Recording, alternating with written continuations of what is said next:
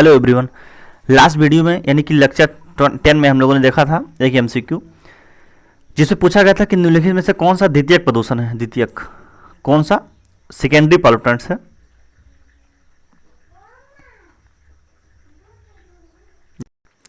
Option A है smog, option B है carbon dioxide, option C है कार्बन मोनोऑक्साइड और ऑप्शन डी है फ्लाई एश।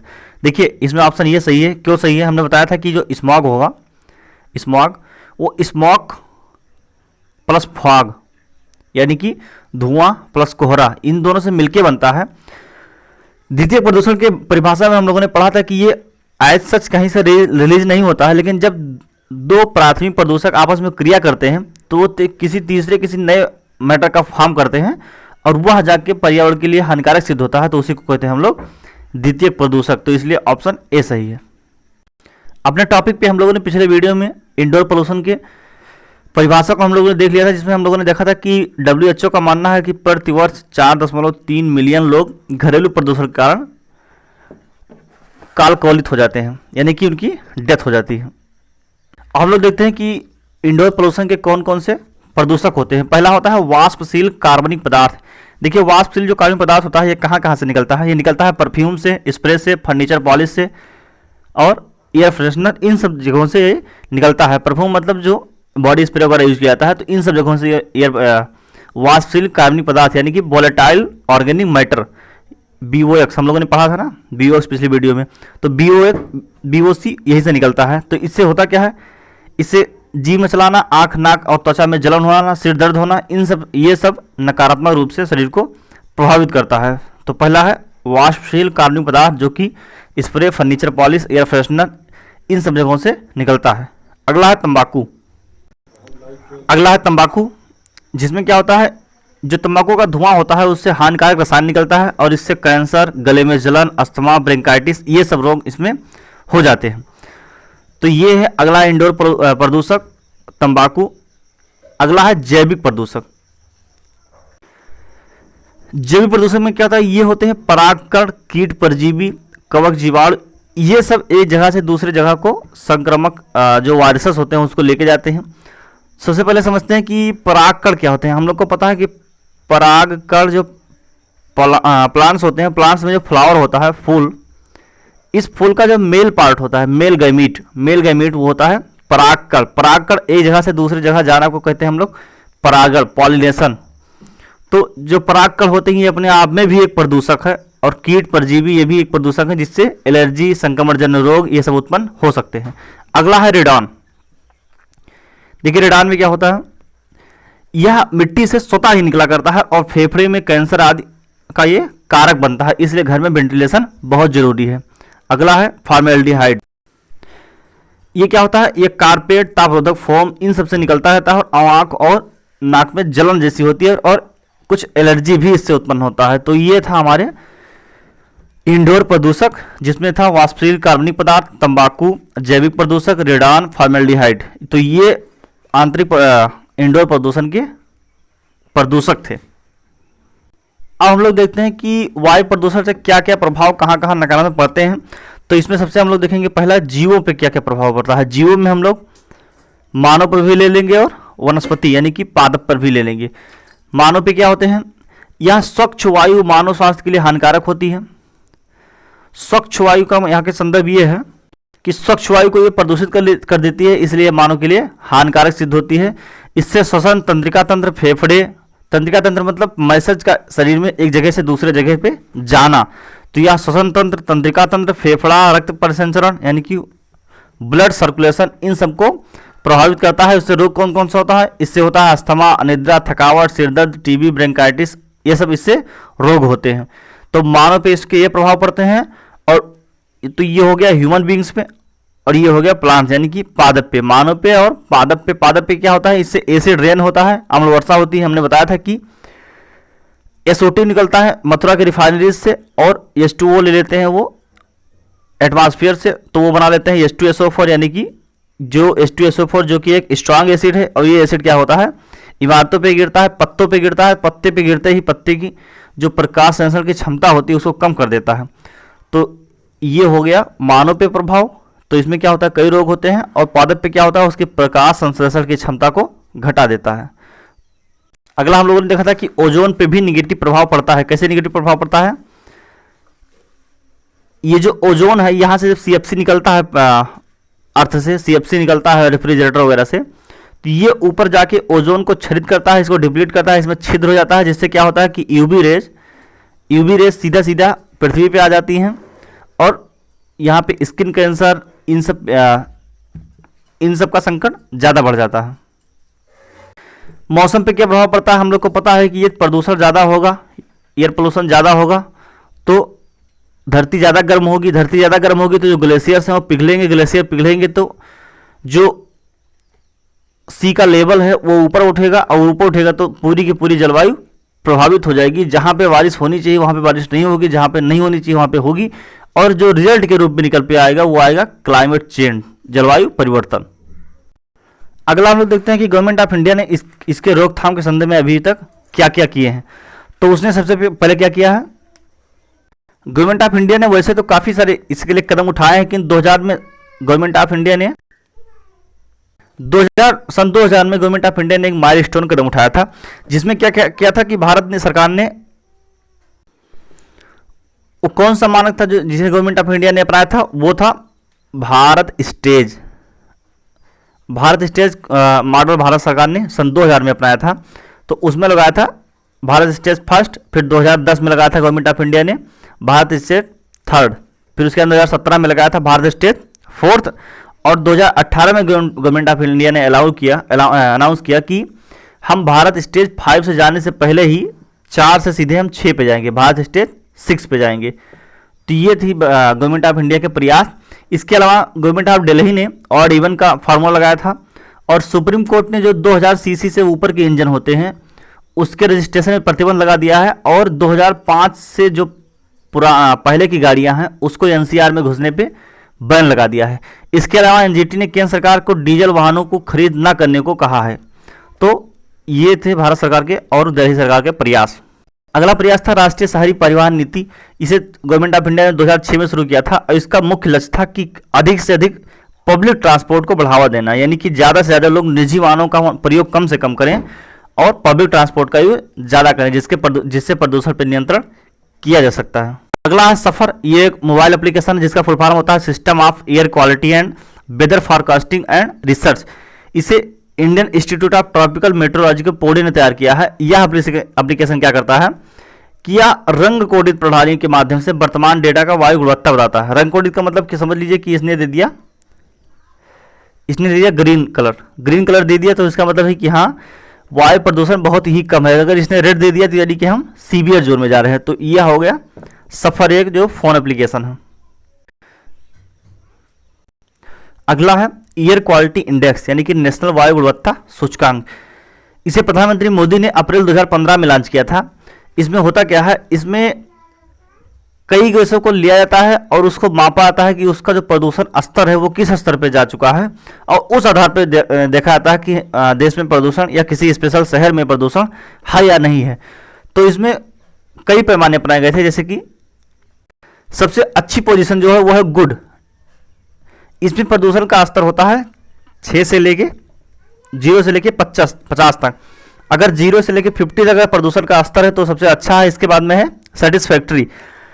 सेटिस्फैक्ट्री में 51 से लेके 100 तक अगर प्रदूषण का स्तर है तो सेटिस्फैक्ट्री यानी कि संतोषजनक है। मॉडरेट यानी कि मध्यम के स्तर का प्रदूषण 101 से लेके 200 तक है, और 201 से लेके 300 तक जो प्रदूषण है वो है खराब का। इसमें अगला है वेरी पुअर, यानी कि बहुत खराब में 301 से लेके 400 तक अगर प्रदूषण का स्तर है तो उसे कहते हैं वेरी पुअर। सबसे लास्ट में सीवियर, अगर 401 से लेके 500 तक अगर प्रदूषण का स्तर है तो वो है सीवियर। दिल्ली में हमेशा वेरी पुअर और सीवियर की कंडीशन ही रहती है, बट जब से लॉकडाउन के दौरान में अभी यहाँ पे मॉडरेट प्रदूषण ही दिखा रहा है। तो ये हो गया प्रदूषण का स्तर, जिसमें good, satisfactory, moderate, poor, very poor और सीवियर को दर्शाया गया है। देखिए 2017 में एक क्वेश्चन यूपीएससी ने पूछा था। उसने पूछा था कि एयर क्वालिटी इंडेक्स में कौन कौन से गैसेस को दिखाया जाता है। तो इसमें मुख्य गैसों को दिखाया जाता है nitrogen dioxide, ozone, ammonia, sulphur dioxide, carbon monoxide और लेड। किंतु यहाँ पे हमने देखा कहीं पे भी CO2 नहीं दिखाया था, कार्बन डाइऑक्साइड नहीं दिखाया था, किंतु काफ़ी लोगों ने उसमें टिक यही किया था कि CO2 को दिखाया था। क्यों? क्योंकि CO2 चर्चा में सबसे ज़्यादा रहती है, किट एयर क्वालिटी इंडेक्स में इसे शामिल नहीं किया गया है। तो ये हो गया एयर क्वालिटी इंडेक्स। अगला है केंद्रीय प्रदूषण नियंत्रण board, central pollution control board. देखिए सेंट्रल पोल्यूशन कंट्रोल बोर्ड यह एक स्टैट्यूटरी बॉडी है, यानी कि सांविधिक निकाय है, जिसे जल प्रदूषण नियंत्रण अधिनियम 1974 के द्वारा बनाया गया था। और इसका काम क्या है? इसका काम है कि जो जल की जो क्वालिटी है उसको तय करना कि कितने स्टैंडर्ड पे प्रदूषण माना जाएगा, कितने स्टैंडर्ड पे प्रदूषण नहीं माना जाएगा। इसके अलावा जो भी भारत में वाटर बॉडीज हैं, जैसे कि झील हो गए, झरने हो गए, कुएं हो गए, इन सब की गुणवत्ता का भी ये मानक तय करता है। तो ये था सेंट्रल पोल्यूशन कंट्रोल बोर्ड, जो कि 1974 में एक सांविधिक बॉडी के रूप में बनाया गया था। इसके अलावा सेंट्रल पोल्यूशन कंट्रोल बोर्ड ने जो शहरी नगर पालिका के जो ठोस अपशिष्ट होते हैं, यानी कि सॉलिड वेस्ट, उसके मैनेजमेंट के लिए इसने रिसर्च कार्य शुरू कर दिया है। और वाहनों से जो ध्वनि प्रदूषण होता है उसके लिए इसने भी अध्ययन कार्य शुरू कर दिया है। तो ये सेंट्रल पोल्यूशन कंट्रोल बोर्ड ये काम कर रही है। अगला है राष्ट्रीय वायु गुणवत्ता निगरानी कार्यक्रम, नेशनल एयर मॉनिटरिंग प्रोग्राम। ये क्या करता है? ये करता है कि जिस प्रकार से हम लोगों ने देखा था कि CPCB जो होता है, सेंट्रल पोल्यूशन कंट्रोल बोर्ड, वो वायु जल प्रदूषण के मानक को तय करता है, उसी प्रकार national air quality monitoring programme air प्रदूषण के मानक को तय करता है। और यह क्या, और इसके अलावा यह गुणवत्ता की स्थिति और प्रवृत्ति के संबंध में भी निर्णय लेता है। किंतु हमें ध्यान देने योग्य बात है कि इसमें जो गैसेस शामिल है वो एयर क्वालिटी इंडेक्स के गैसेस से ज़्यादा है। इसमें कौन कौन सी गैसेस शामिल है? इसमें है lead, carbon monoxide, ammonia, benzene, arsenic, nickel और बेंजोपायरीन, ये इसमें गैस शामिल हैं। इसके अलावा इसमें SO2, nitrogen dioxide, PM10, PM2.5 और ओजोन भी इसमें शामिल है, यानी कि इसमें टोटल 12 गैसेस शामिल हैं। हालांकि जो एयर क्वालिटी इंडेक्स था उसमें भी PM10 और PM2.5 शामिल था। इस प्रकार उसमें 7 गैसेस शामिल थी। हम लोगों ने एयर क्वालिटी इंडेक्स में देखा था कि कौन कौन किस प्रकार से कितने लेवल में प्रदूषण रहता है तो अच्छा होता है, और कितने प्रदूषण रहता है तो वो गंभीर स्थिति हो जाती है। तो इस प्रकार सरकार, गवर्नमेंट ऑफ इंडिया ने कौन सा इंडस्ट्री किस प्रकार से प्रदूषण करता है उसको कई जोन में रंग के आधार पर बांटा गया है, जैसे कि सफ़ेद श्वेत रंग, नारंगी रंग, लाल रंग और हरा रंग। इसमें क्या होता है? ऐसे उद्योग जो 41 से लेकर 59 तक प्रदूषण करते हैं, यानी कि 60 तक जो प्रदूषण करते हैं उसको रखते हैं लाल की श्रेणी में, उसको रेड जोन में रखते हैं। ऐसे उद्योग जो 60 से ऊपर प्रदूषण करते हैं, जिनका प्रदूषण लेवल 60 से ऊपर होता है, उसको रखते हैं रेड जोन में। किंतु ऐसे प्रदूषक, तो इसमें पहला हो गया रेड जोन। किंतु ऐसे प्रदूषक जो प्रदूषण का स्तर 41 से लेकर 62 तक करते हैं उसको रखते हैं नारंगी में। किंतु ऐसे उद्योग जो प्रदूषण को 21 से लेकर 40 तक करते हैं उनको कहते हैं ग्रीन जोन में, यानी कि हरित श्रेणी में।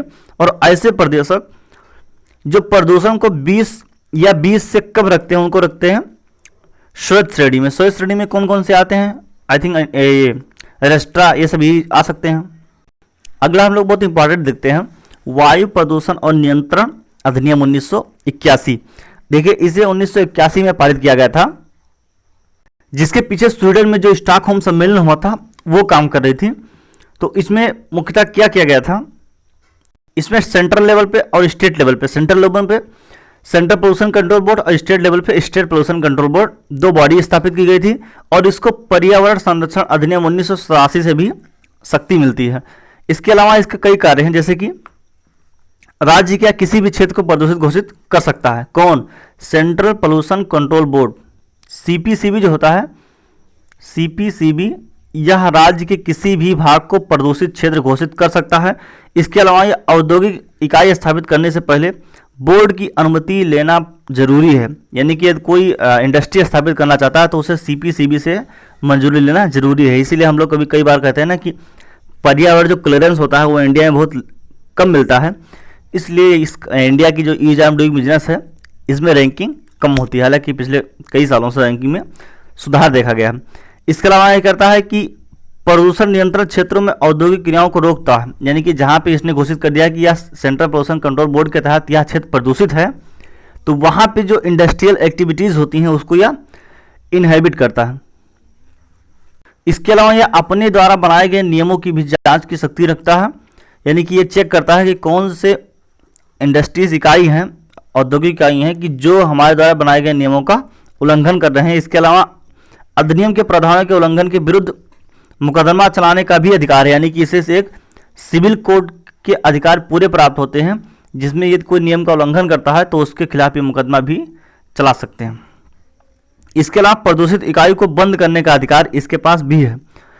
यदि कोई इकाई बहुत ज़्यादा प्रदूषण कर रही है तो इसे बंद करने के आदेश भी है दे सकते हैं। इसका मतलब ये नहीं कि एनजीटी के बिल्कुल पैरेलल काम कर रही है, किंतु इसको भी अधिकार मिले हुए हैं। तो इस प्रकार से हम लोगों ने देखा कि सेंट्रल पोल्यूशन कंट्रोल बोर्ड को न केवल औद्योगिक इकाइयों की निगरानी का अधिकार है, बल्कि यह उसे बंद भी करा सकता है यदि वह एक स्तर से ज़्यादा प्रदूषण कर रहे हैं तो। अगला हम लोग देखते हैं कि जल प्रदूषण। जल प्रदूषण की परिभाषा भी वही सेम है कि यदि जल का कुछ अपना संतुलन होता होगा, अगर इस संतुलन में कोई अवांछित पदार्थ आके मिल जाता है तो यह संतुलन बिगड़ जाता है, तो इस स्थिति को हम लोग कहते हैं जल प्रदूषण।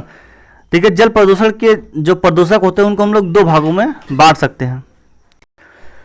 दो भागों में बांटने का मतलब होता है कि जो उसके प्रदूषक आ रहे हैं, सपोज कीजिए कि ये कोई वाटर बॉडी है, ये नदी है, इसमें जो प्रदूषक आके गिर रहे हैं, जैसे कि इंडस्ट्री से आता होगा या कहीं से भी आता होगा, तो उसे दो भागों में हम लोग बांट सकते हैं। एक बांट सकते हैं पॉइंट सोर्स पोल्यूशन।